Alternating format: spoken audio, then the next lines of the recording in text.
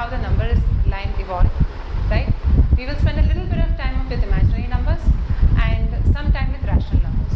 Great. So let's start with what you've been waiting for, the number line, right? Can you throw back your mind and look at what number system you studied in school along with natural number system? Something from the Western civilization. Perhaps you recall the Roman number system, right? Now, the Roman number system starts from 1, 2, 3, 4. Huh?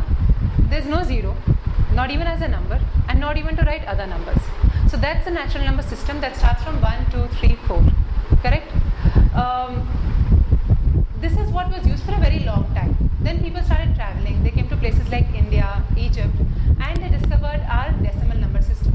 Our decimal number system uses 0, 1, 2, 3, 4, 5, 6, 7, 8, 9, these 10 digits, and writes a lot of numbers.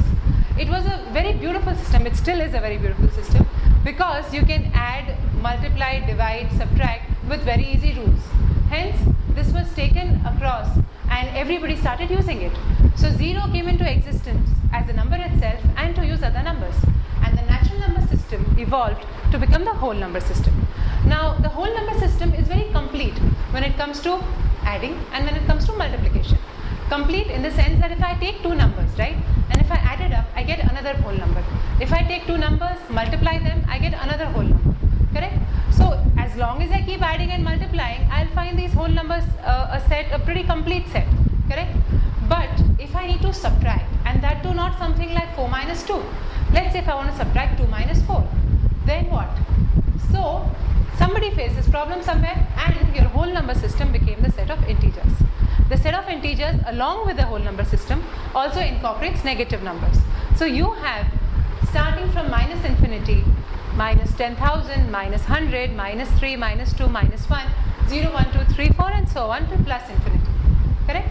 So what can we do now? We can add, we can multiply and we can also subtract. So what should cause the next problem? Yes, division. So what? If I divide 4 by 2, no problem. 2 by 4, half, not there. So the integer system evolved to become the set of rational numbers. Rational numbers are basically all numbers of the form p by q, where p and q are integers and of course q is not equal to 0. You cannot ever divide by 0, right? So if I have a number like 2 by 3, rational number because 2 is an integer, 3 is an integer. If I have a number like 5, rational number because 5 by 1, right? 5 is 5x. So rational numbers take care of your integers, your whole numbers and your natural numbers, correct? So we can do almost all our basic operations, add, multiply, divide and subtract.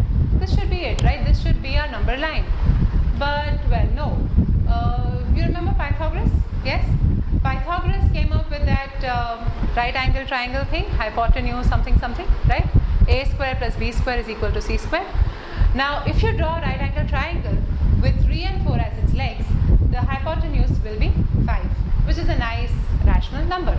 But if you take two rational numbers like 1 and 1, the hypotenuse will be, yes, root 2. And if I try and write root 2 as p by q, not possible.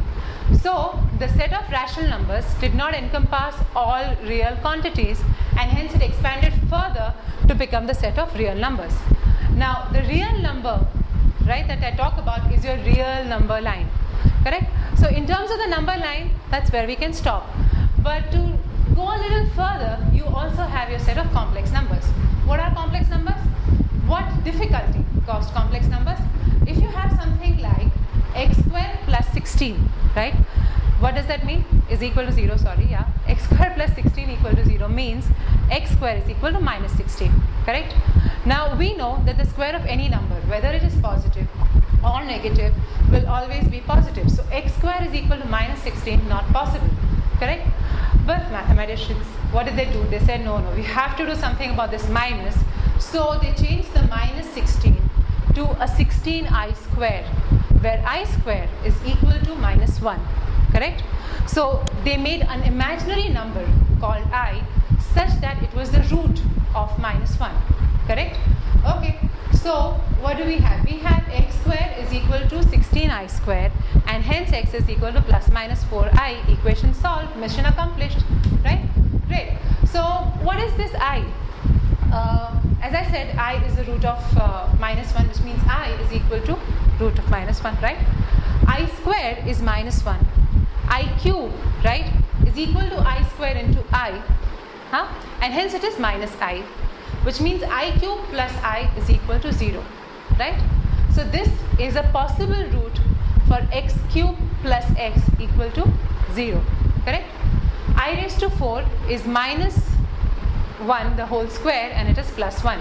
I raised to -1 is 1 over I, right, which is I raised to 4 by I, right, which is I cube, which is -I. Great. So let's just quickly revise, right, what we did for the number line. We said the topmost thing is your set of complex numbers, which are of the form a plus bi, correct? When a is 0, you get bi, which is your imaginary numbers. When b is 0, you get a, which is your real numbers. Real numbers ka subset, right?